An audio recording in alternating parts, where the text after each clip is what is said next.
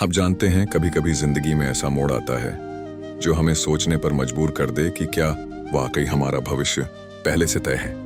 राज के साथ भी कुछ ऐसा ही हुआ। राज एक साधारण लड़का जो हमेशा मानता था कि जो होना है वो होकर ही रहेगा। लेकिन एक दिन उसके दादाजी की पुरानी अटारी में उसे एक जेब घड़ी मिली, एक ऐसी घड़ी जिसने उसकी इस सोच को हमेशा के लिए बदल दिया। शुरू में तो ये एक खेल जैसा था, घड़ी को घुमाना, एक दिन पीछे जाना और छोटी छोटी चीजें बदलना।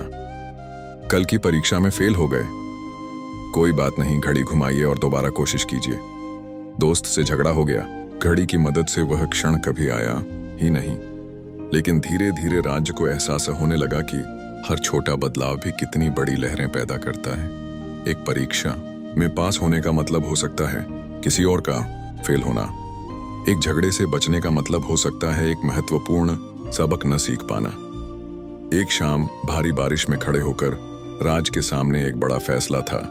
उसके हाथ में वह जादुई घड़ी थी जिसने उसे दिखाया था कि भविष्य कोई पत्थर की लकीर नहीं है। लेकिन क्या हर चीज को बदलना सही है? क्या कुछ चीजों को वैसे ही होने देना बेहतर नहीं? उस रात राज ने एक गहरी सांस ली।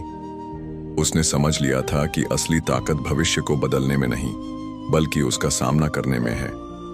कभी कभी जिंदगी के सबसे खूबसूरत पल वो होते हैं जो बिना किसी योजना के अपने आप घटते हैं। और शायद यही सबसे बड़ा सबक था जो वह घड़ी उसे सिखाना चाहती थी कि हमारा भविष्य हमारे हाथों में है।